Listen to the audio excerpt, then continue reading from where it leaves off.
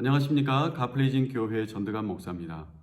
우리 교회 성도님들의 요청으로 웨스트민스터 소요리 문답을 짧은 영상으로 107문까지 강의하려고 합니다. 제가 영상을 편집할 수 있는 능력이 없습니다. 그리고 편집할 시간이 별로 없어요. 그래서 중간중간 말에 실수가 있고 중간중간 어려움이 있더라도 이 영상을 그대로 올리겠습니다. 그러니 이해해 주시고 이 영상을 혹시 보시는 분들은 그냥 편안한 마음으로 강의를 들어주시면 감사하겠습니다. 제1문답입니다. 웨스트민스터 소요리 문답 제1문, 사람의 제일 되는 목적이 무엇인가? 그에 대한 대답은 사람의 제일 되는 목적은 하나님을 영화롭게 하는 것과 영원토록 그를 즐거워하는 것이다. 우리는 인생을 살아가면서 어떤 방법과 그 인생의 목적을 정해놓고 살아갑니다. 물론 그것을 날마다 암송하거나 날마다 굳이 기억해서 살아가진 않지만 모든 사람들은 본능적으로 목적과 목표를 가지고 살아갑니다. 생명을 이어가기 위한 것이 목적인 사람도 있습니다. 그리고 그냥 내가 그냥 하루하루 그냥 사는 거지 라고 생각하며 사는 사람도 있습니다. 또 잠깐 생각해보고 나는 내 아이들을 위해 사는 겁니다. 나는 내 손주들을 위해 사는 겁니다. 그렇게 말씀하시는 분도 있습니다. 나는 돈을 버는 것이 목적입니다. 그렇게 말씀하시는 분도 있고, 또 나는 공부를 더 많이 해서 학위를 따는 것이 목적입니다. 나는 회사에서 승급하고 승진하는 것이 목적입니다. 그렇게 말씀하시는 분도 있습니다. 네, 이 세상의 삶의 그런 방식들이 다 가치 없다, 다 쓸데없다, 그렇게 함부로 말할 수는 없겠죠. 그러나 우리의 인생과 우리의 삶은 사실은 목적이 정해져 있습니다. 그것은 바로 하나님을 영화롭게 하고 하나님을 더 즐거워하는 것이 우리 피조물인 우리 인간의 삶의 궁극적인 목적인 것입니다. 이것을 모르거나 이것을 거부하거나 이것을 잊어버리고 살아가면 우리의 삶은 행복해질 수 없어요. 그냥 내가 어쩔 수 없이 살아가는 인생이 되어져 버리고 맙니다. 그리고 내가 살아가던 그 어쩔 수 없이 그것을 위해 살아가던 그 목표로부터 실망하거나 배신을 당할 때 우리는 삶의 모든 것이 무너지는 듯한 고통과 슬픔을 맛보게 됩니다.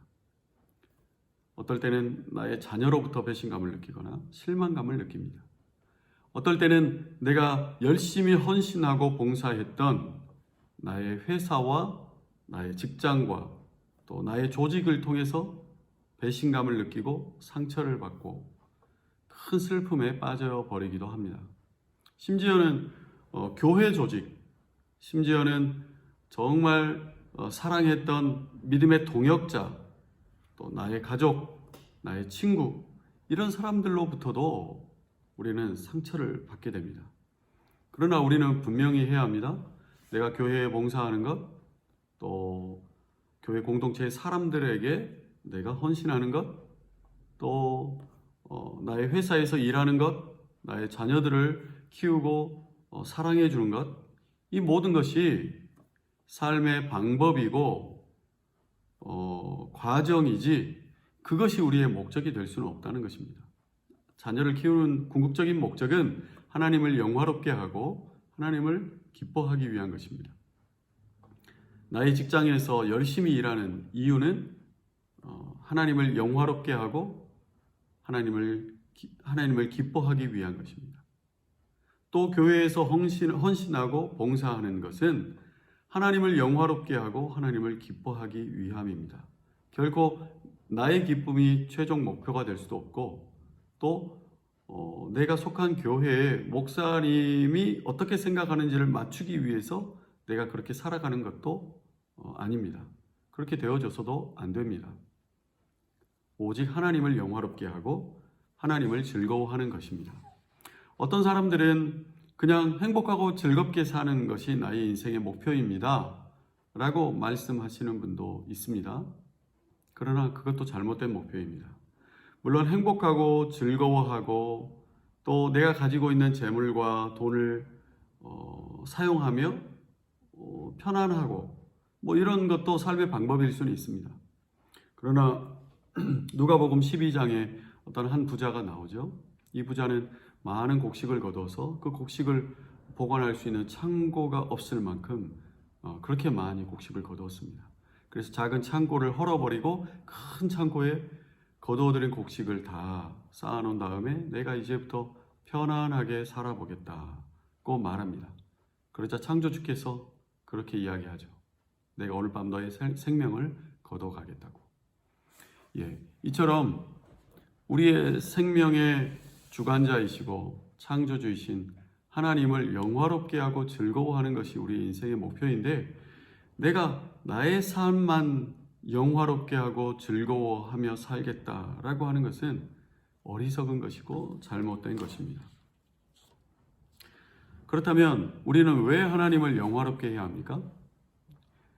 하나님은 원래 영화로우신 분이십니다. 그러므로 우리가 하나님을 영화롭게 해드려야 하는 것입니다. 이것을 이제 굳이 신학적으로 말하자면 하나님은 본유적으로 영광스러우신 분이시다. 그래서 우리가 영화롭게 해드리든지 그렇지 않든지 하나님은 영화로우신 분이시다. 그래서 본유적인 영광이라고 합니다. 그리고 우리가 노력해서 영광을 돌려드리는 것, 이것을 노력해서 드리는 영광이라고 할 수 있습니다. 우리가 노력해서 하나님을 영화롭게 해드리지 않더라도 하나님은 원래 영광스러운 분입니다. 그러나 우리가 노력해서 영광을 돌려드리는 이유는 본유적으로 영광스러우신 분이기 때문에 그런 것이고, 그리고 우리의 창조받은 목적, 지음받은 목적이 하나님을 영광스럽게 해드리기 위해서 우리가 창조되었기 때문에 우리가 그렇게 노력해서 하나님을 영화롭게 해드리는 것입니다.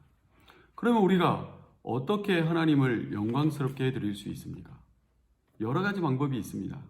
그 중에 크게 4가지를 말씀드린다면, 우리는 하나님께 예배함으로 하나님을 영광스럽게 해드릴 수가 있습니다. 우리의 예배는 하나님을 영광스럽게 해드리는, 하나님을 영화롭게 해드리는 가장 기본적이고 가장 중요한 방법입니다.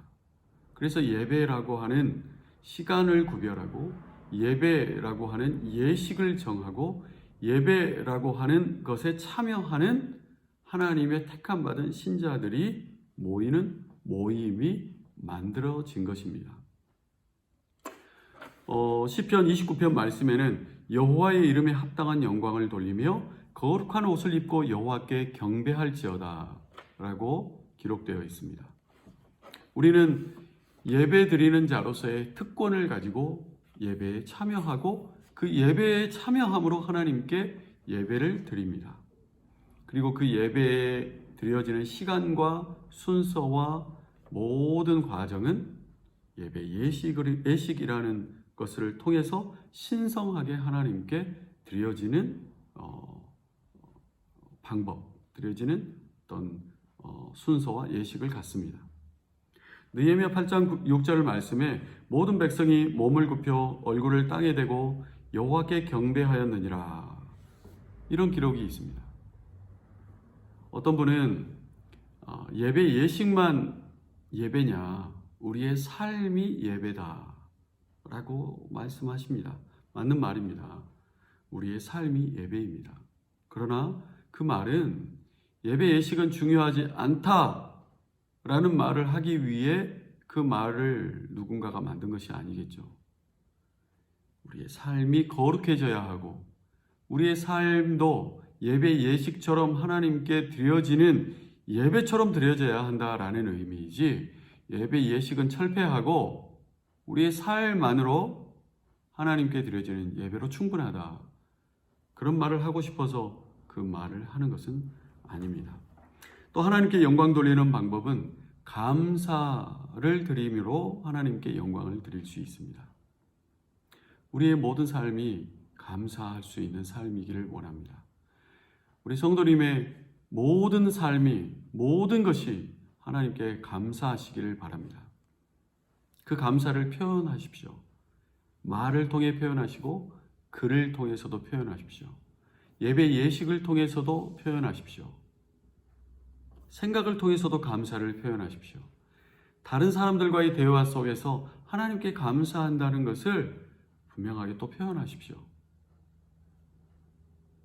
우리가 흔히 예배를 통해 헌금을 통해서도 감사를 표현하죠. 나의 것을 드림으로도 감사를 표현하십시오. 하나님을 사랑함으로 또 하나님께 영광을 돌리시기 바랍니다. 하나님 사랑합니다 라는 말을 통해서도 할 수가 있겠죠. 또 우리의 삶이 하나님을 사랑하는 수많은 표현을 통해서도 그렇게 할 수 있습니다. 그리고 또 하나님께 순종함으로 하나님을 영화롭게 할 수 있습니다. 나는 하나님을 사랑합니다. 하나님을 예배합니다. 하나님께 감사합니다 라고 하면서 하나님의 말씀에 순종하지 않는다면 그 사람은 하나님을 영화롭게 하는 삶을 살고 있지 못하는 것입니다. 그러므로 사랑하는 성도 여러분, 하나님의 말씀인 성경에 순종하시기를 바랍니다. 그리고 어떤 지도자가 하나님의 말씀인 성경에 합당한 가르침을 준다면 그 지도자의 말에 순종하는 것도 하나님의 말씀에 순종하는 방법입니다. 성경에는 많은 성경의 리더들이 나오죠. 성경에 많은 사람들이 등장합니다. 그 사람들 중에는 실수하고 잘못된 삶을 사는 그런 삶도 있고, 그리고 또 하나님께 순종하며 사는 그런 모델적인 삶도 같이 가지고 있습니다. 그럴 때 우리는 잘못된 삶을 보고 나는 저렇게 살지 말아야지, 저렇게 사는 것은 하나님께 순종하고 영화롭게 하는 삶이 아니다 라는 것을 보고 따라가지 말아야 합니다. 그러나 또 반대로 성경에 나오는 모델적인 사람의 삶을 보고 그대로 모델적으로 따라 사는 것도 하나님이 우리에게 주신 좋은 영화로운 삶의 방법입니다. 우리가 사는 이 세상에서 많은 영적 리더들이 있습니다.